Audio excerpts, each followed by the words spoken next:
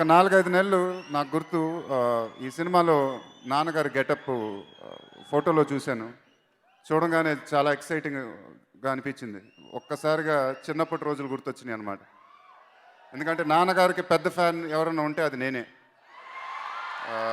నిజంగా చాలా ఆనందం వేసింది. శివ గారికి థ్యాంక్స్ చెప్పుకోవాలి. ఇందాక ట్రైలర్ చూసినప్పుడు కూడా నిజంగా చాలా ఎక్సైటింగ్‌గా అనిపించింది. ఎప్పుడెప్పుడు సినిమా చూద్దామని. ఈరోజు నిజంగా చాలా అందంగా ఉంది. ఎప్పుడు నాన్నగారు నా ఫంక్షన్కి వస్తూ ఉంటారు. నేను ఇవాళ నాన్నగారి ఫంక్షన్కి వచ్చాను. చాలా అందంగా ఉంది.